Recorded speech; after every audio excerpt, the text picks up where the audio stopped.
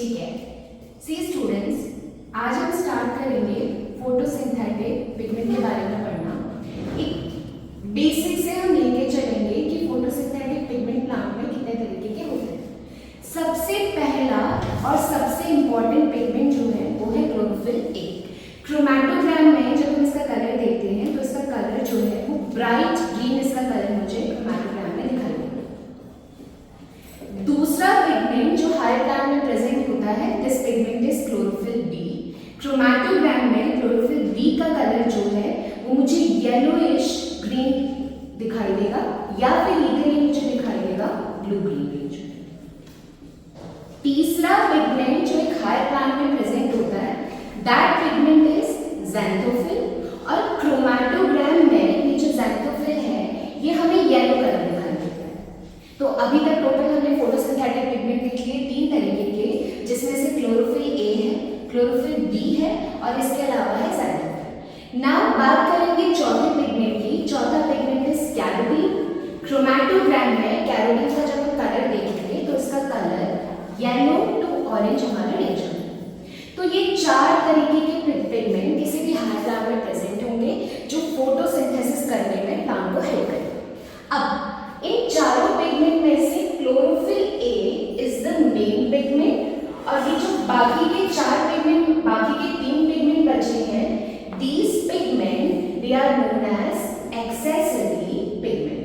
अभी के लिए मैंने आपको बता दिया कि these are known as accessory pigment, but real reason इसके पीछे क्या है कि why they are accessory pigment, ये हम इसके बाद डिस्कस करेंगे। ठीक है, तो अभी तक हमने ये देखा कि फोटोसिंथेसिस के लिए प्लांट में टोटल 4 तरीके के पिगमेंट प्रेजेंट हैं।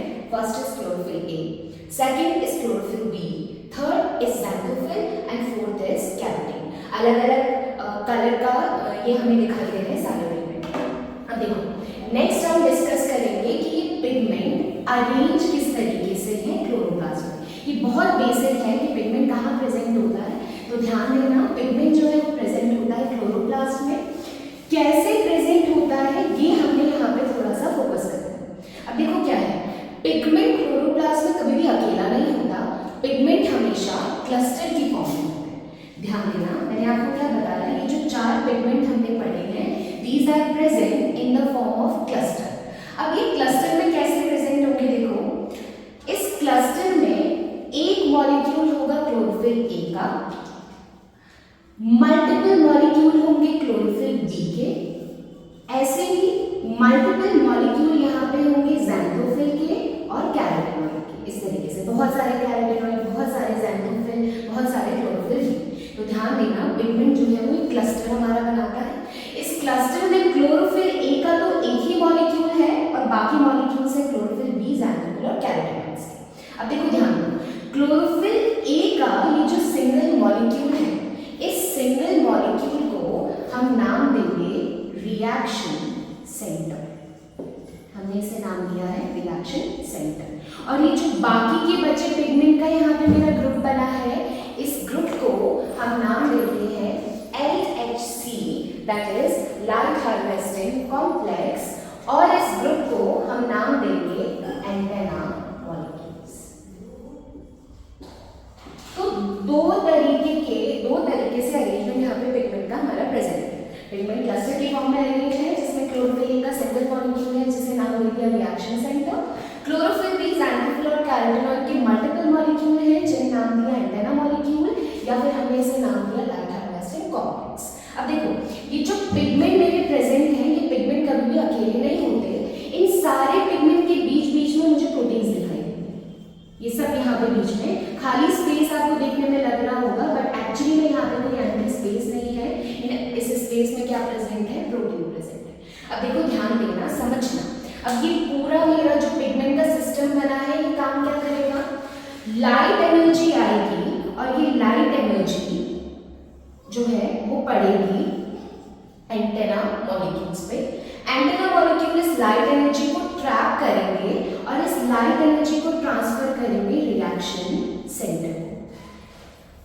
रिएक्शन सेंटर को जब लाइट एनर्जी ट्रांसफर होगी तो इस एनर्जी को हार्वेस्ट करने का काम क्योंकि एंटेना मॉलिक्यूल ने किया था, इसीलिए हमने एंटेना मॉलिक्यूल को नाम दिया है लाइट हार्वेस्टिंग कॉम्प्लेक्स। और ये पूरा का लाइट पे डिपेंडेंट है, ये लाइट की एनर्जी को मेटाबोलाइज करेगा, दैट इज व्हाई इस क्लस्टर को हमने नाम दिया है फोटोसिस्टम। अब देखो ध्यान देना, अभी तक हमने जितना पढ़ा उसके अकॉर्डिंग क्या है, पिगमेंट का एक क्लस्टर बन रहा है, इस क्लस्टर को हमने नाम दिया है फोटोसिस्टम। इस फोटोसिस्टम में मुझे दो चीजें दिखाई दे रही हैं, क्लोरोफिल ए का एक मॉलिक्यूल और क्लोरोफिल बी के बहुत सारे मॉलिक्यूल, ऐसे ही ज़ैंथोफिल के बहुत सारे मॉलिक्यूल, ऐसे ही कैरोटीनॉइड के बहुत सारे मॉलिक्यूल। क्लोरोफिल ए का ये जो मॉलिक्यूल यहाँ पे बना है, इस मॉलिक्यूल को हमने नाम दिया है रिएक्शन सेंटर, और बाकी पिगमेंट के लिए जो मॉलिक्यूल्स यहाँ पे मेरे अरेंज हैं, इस अरेंजमेंट को हमने नाम दे दिया लाइट हार्वेस्टिंग कॉम्प्लेक्स, क्योंकि ये क्लोरोफिल ए को एनर्जी ट्रांसफर कर रहे हैं और क्लोरोफिल ए की हेल्प कर रहे हैं। These are also known as accessory pigments. इतना मतलब आई होप कि आप सब लोगों को क्लियर है। नेक्स्ट हम ये देखेंगे कि ये जो मेरा पूरा सिस्टम है पिगमेंट का, ये काम क्या कर रहा है। अब सिस्टम का काम क्या है, देखो ये पूरा सिस्टम क्या कर रहा है, लाइट एनर्जी को ट्रैप कर रहा है और इस लाइट एनर्जी को ये कन्वर्ट करेगा केमिकल एनर्जी में। दो तरीके की केमिकल एनर्जी फोटोसिस्टम के दौरान बनती है।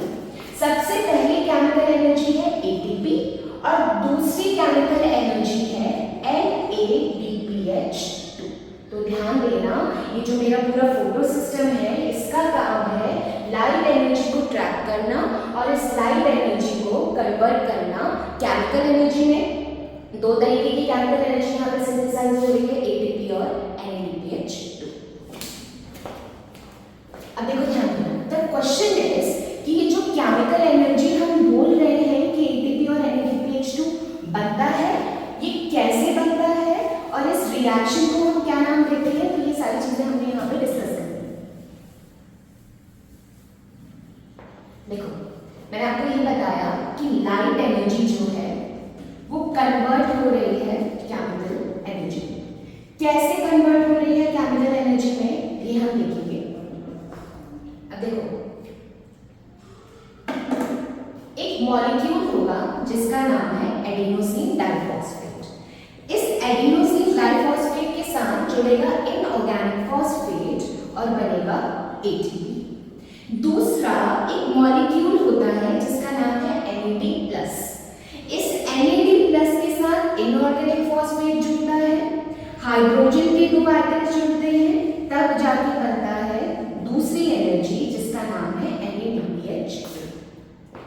इन दोनों प्रोसेस में कॉमन क्या है कि ADP के साथ भी कौन जुड़ा है, इनऑर्गेनिक फॉस्फेट, और NAD+ के साथ भी कौन जुड़ा है, इनऑर्गेनिक फॉस्फेट।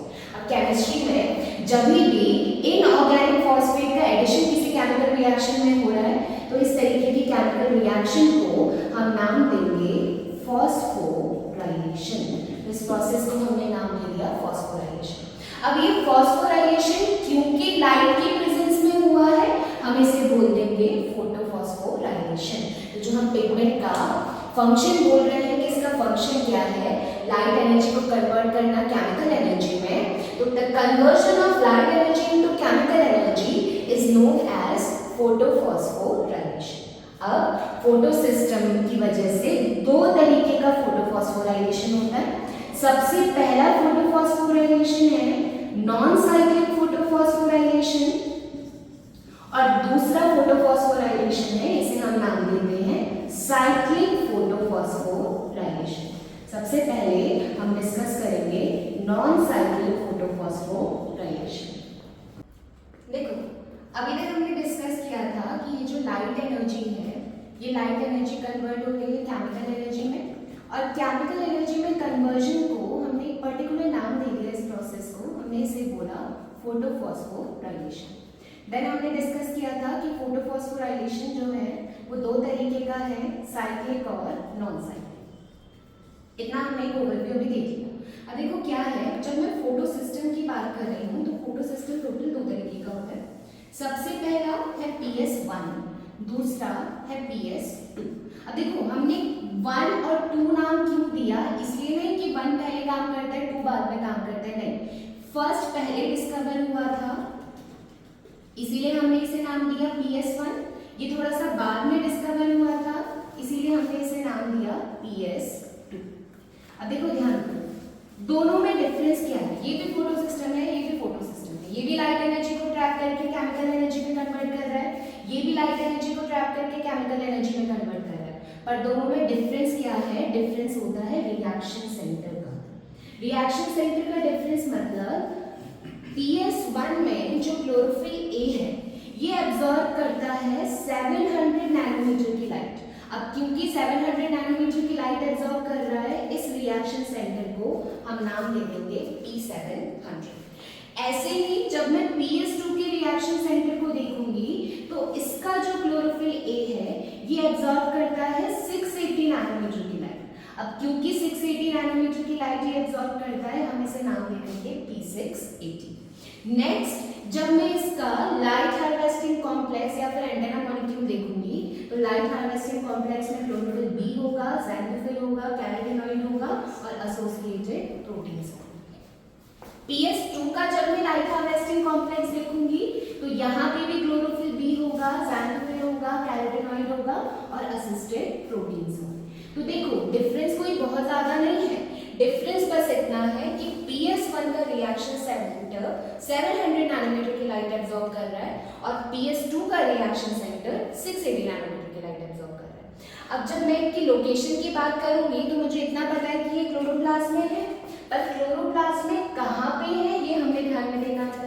अब देखो क्या है, क्लोरोप्लास्ट एक डबल मेम्ब्रेनस स्ट्रक्चर है जिसके अंदर थाइलाकॉइड प्रेजेंट होते हैं। थाइलाकॉइड एक स्टैक बनाते हैं, इस स्टैक को हमने नाम दिया है ग्रैना। फिर ऐसे ही मल्टीपल ग्रैना यहाँ पे प्रेजेंट होते हैं। अब जब मैं लोकेशन की बात कर रही हूँ तो ये जो थाइलाकॉइड है यानी जो ग्रैना है, इस ग्रैना में आपको PS2 भी दिखाई देगा और PS1 भी दिखाई देगा। सिमिलरली इस ग्रैना में आपको PS2 भी दिखाई देगा, PS1 भी दिखाई देगा। पर ये जो बीच में ये जो कनेक्टिंग लिंक है दो ग्रैना के, जिसे हम नाम दे रहे हैं स्ट्रोमा लेमिनी, इस स्ट्रोमा लेमिनी में सिर्फ PS1 होगा। तो लोकेशन की मैं बात करूं तो PS2 दिखाई दे रहा है मुझे ग्रैना में या फिर आप थाइलाकॉइड भी बोल सकते हैं, पर PS1 जो है ये मुझे दोनों जगह दिखाई दे रहा है। ये मुझे ग्रैना में भी दिखाई दे रहा है और ये मुझे स्ट्रोमा लेमिनी में भी दिखाई दे रहा है। तो दो डिफरेंसेस हैं बस PS1 और PS2 के बीच में। सबसे पहला डिफरेंस है रिएक्शन सेंटर का। 1 का रिएक्शन सेंटर 700 नैनोमीटर की लाइट एब्जॉर्ब कर रहा है, 2 का रिएक्शन सेंटर 680 नैनोमीटर की लाइट एब्जॉर्ब कर रहा है। दूसरा डिफरेंस है लोकेशन का। 2 जो है वो प्रेजेंट है ग्रैना में, 1 जो है वो ग्रैना में भी प्रेजेंट है और स्ट्रोमा लेमिनी में भी प्रेजेंट है। इसी के बेसिस पे फिर हमारा साइक्लिक और नॉन साइक्लिक फोटोफॉस्फोराइलेशन देखा जाएगा और इसकी साइड भी हम फिर इसी के बेसिस पे डिस्कस करते हैं कि कहाँ पे ये होना चाहिए। ठीक है, अब देखो क्योंकि PS1 और PS2 हमारा कवर हो गया, हम स्टार्ट करेंगे नॉन साइक्लिक फोटोफॉस्फोराइलेशन की एक्चुअली एनर्जी किस तरीके से बनेगी। अब देखो ध्यान देना, एक चीज जब आप नॉन साइक्लिक फोटोफॉस्फोराइलेशन के बारे में देखेंगे तो आपको ये पता होना चाहिए कि ये कैरेक्टरिस्टिक प्रॉपर्टी है हायर प्लांट। जितने भी हायर प्लांट हैं इनमें नॉन साइक्लिक फोटोफॉस्फोराइलेशन ही होता है। अब देखो कैसे है, नॉन साइक्लिक फोटोफॉस्फोराइलेशन के लिए मुझे दोनों PS चाहिए, मुझे PS1 भी चाहिए, मुझे PS2 भी चाहिए। तो आपको सोचना पड़ेगा कि क्लोरोप्लास्ट में ऐसी कौन सी जगह है जहां 1 और 2 दोनों होना चाहिए। अभी हमने डिस्कस किया कि 1 जो है ये ग्रैना में भी है और स्ट्रोमा लेमिनी में भी है, 2 जो है ये सिर्फ कहाँ है, ग्रैना में। तो ऐसी जगह जहां 1 और 2 दोनों प्रेजेंट होंगे, सिर्फ यहीं पे क्या होगा, नॉन साइक्लिक फोटोफॉस्फोराइलेशन। तो यहां से मुझे ये पता चला क्योंकि नॉन साइक्लिक फोटोफॉस्फोराइलेशन में PS1 और PS2 दोनों की रिक्वायरमेंट है, इसकी जो साइट होगी वो होगी ग्रैना।